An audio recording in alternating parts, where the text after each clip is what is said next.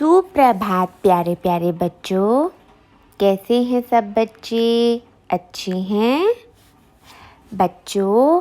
आज हम सीखेंगे अनुच्छेद लेखन।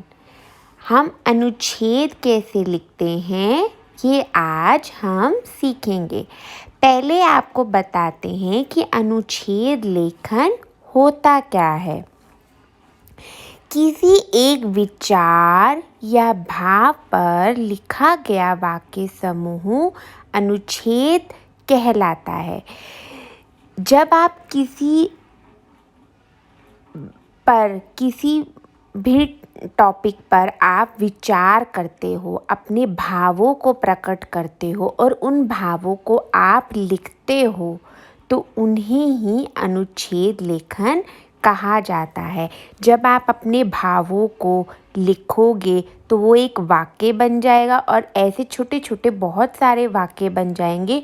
उन वाक्यों के समूह को ही हम अनुच्छेद लेखन कहते हैं।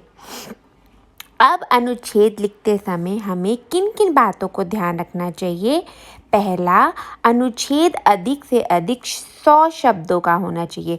कम से कम अनुच्छेद जो आप लिखते हो वो 100 शब्दों का होना चाहिए। दूसरा, वाक्य छोटे छोटे और एक दूसरे से जुड़े हों। जिस पर भी आप अनुच्छेद लिख रहे हो उनके वाक्य बिल्कुल छोटे छोटे होने चाहिए और वो एक दूसरे से जुड़े होने चाहिए। तीसरा, भाषा सरल किंतु प्रभावशाली हो।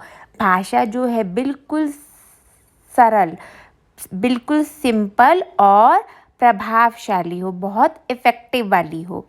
चौथा, अनुच्छेद में भूमिका तथा उपसंहार की आवश्यकता नहीं होनी। अनुच्छेद में किसी की भूमिका, इंट्रोडक्शन और उपसंहार की आवश्यकता नहीं होती। पांचवा, यदि हम अनुच्छेद के आरंभ में अनुच्छेद से संबंधित सूक्ति, उदाहरण या कविता की पंक्ति लिख दें तो अनुच्छेद और ज़्यादा प्रभावशाली होता है।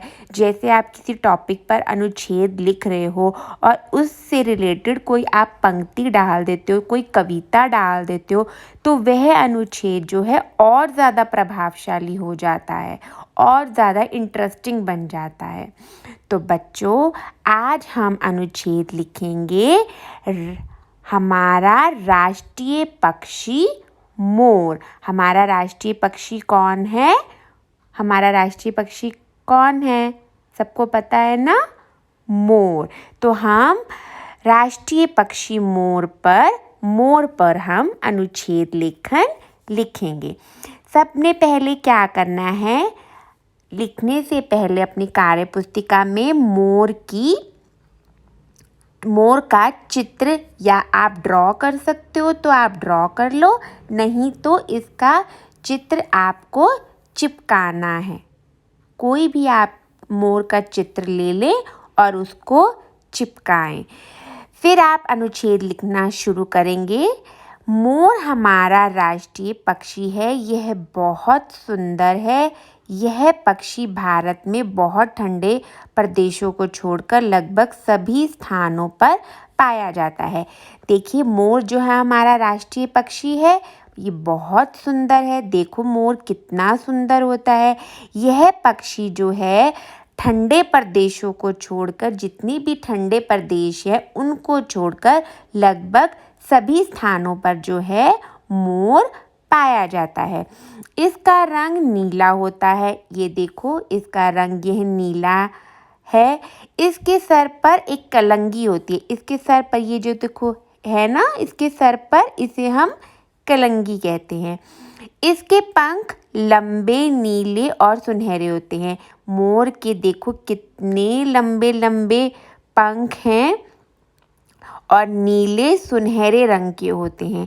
इसके पंखों पर छोटे छोटे गोल गोल चकत्ते भी होते हैं। इसके पंखों पर ये देखो छोटे छोटे गोल गोल है ना, ये बिल्कुल छोटे छोटे गोल गोल चकत्ते भी बोलते हैं इसे। वर्षा ऋतु में जब बादल उमड़ने लगते हैं तो यह अपने पंखों को फैलाकर नृत्य करने लगते हैं। जब वर्षा ऋतु होती है तब मोर जो है अपने पंखों को फैलाकर जो है नाचने लगते हैं। अपने पंखों को ऐसे फैला कर नाचने लगते हैं। भगवान श्री कृष्ण भी अपने सर पर मोर का पंख धारण किया करते हैं। भगवान श्री कृष्ण जी भी, आप देखते हो, भगवान श्री कृष्ण भी अपने सिर के ऊपर मोर का पंख हमेशा लगाते हैं। आजकल हमारे देशों में मोरों की संख्या कम होती जा रही है। हमें इनकी रक्षा करनी चाहिए और प्रकृति के इस सुंदर प्राणी को विलुप्त होने से बचाना चाहिए। हमारे देश में आजकल मोरों की संख्या जो है बहुत कम होती जा रही है। हमें इनकी रक्षा करनी चाहिए और इनको बचाने की कोशिश करनी चाहिए ताकि यह प्रकृति जो है सुंदर बनी रहे। तो बच्चों, ये था आपका अनुच्छेद लेखन।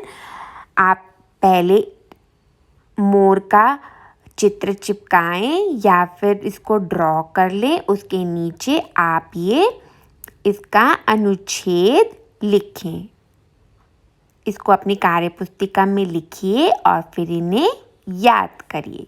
धन्यवाद।